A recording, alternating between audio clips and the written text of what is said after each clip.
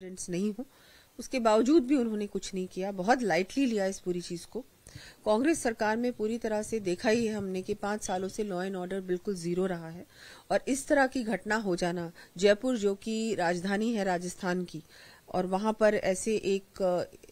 इतने इम्पोर्टेंट व्यक्ति के घर में ये हत्यारे घुसते हैं और वहां उनको शूट करते हैं, ऐसी घटना हम लोग कोई मान ही नहीं रहा है कि इस तरह की घटना हुई है राजस्थान में।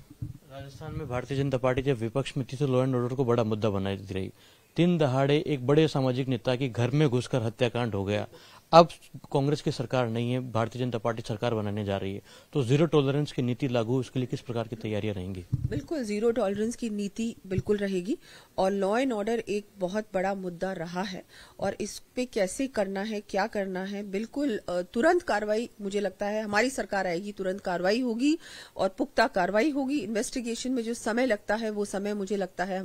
लगना भी नहीं चाहिए और भारतीय जनता पार्टी की सरकार में नहीं लगेगा और उसके बाद कड़ी से कड़ी सजा मिलनी चाहिए, वो भी होगा। जय कुमार जी, आज राजपूत समाज पूरा राजस्थान बंद का आह्वान कर रहा है, समाज से अपील क्या करना चाहती हैं और ये जो आंदोलन है ये उग्र ना हो, उसके लिए क्या अपील रहेगी? बिल्कुल मैं समाज से कहना चाहूंगी कि बिल्कुल शांति बनाए रखें और न केवल राजपूत समाज,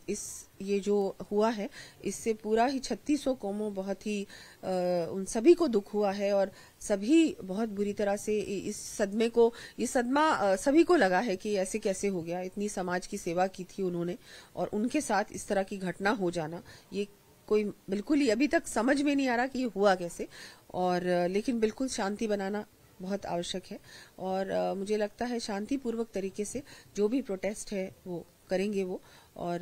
बिल्कुल मेरी संवेदना परिवार को, क्योंकि परिवार को इस दुख को झेलेंगे वो, इस दुख की घड़ी में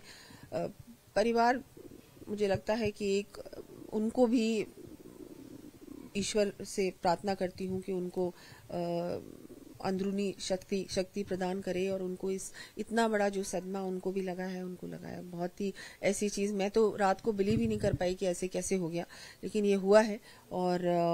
बिल्कुल जो मैंने कल रात को भी डीजीपी से भी बात की थी, उन्होंने कुछ शायद आज अरेस्ट भी किए हैं, लेकिन जो कार्रवाई की बात हम लोग बार बार कर रहे हैं, तुरंत कार्रवाई होनी चाहिए और इन दोषियों के साथ जो सजा है बिल्कुल फांसी की सजा मिलनी चाहिए, उससे कम कुछ भी नहीं, क्योंकि जो हुआ है सबने देख ही लिया, सीसीटीवी फुटेज सामने है। इसके बाद भी अगर इनको माफ किया जाता है या वहां पर अगर कोई भी प्रॉपर इन्वेस्टिगेशन नहीं होती है, ऐसा होता है, वो मुझे लगता है कि फेयर नहीं होगा। तो बिल्कुल कड़ी से कड़ी कार्रवाई और इन्वेस्टिगेशन बहुत जल्दी खत्म होनी चाहिए, इसको फास्ट ट्रैक में ले जाना चाहिए और फास्ट ट्रैक के बाद इसमें बहुत सख्त आप कार्रवाई नहीं करोगे तब तक इस तरह के इंसिडेंट्स होते रहेंगे।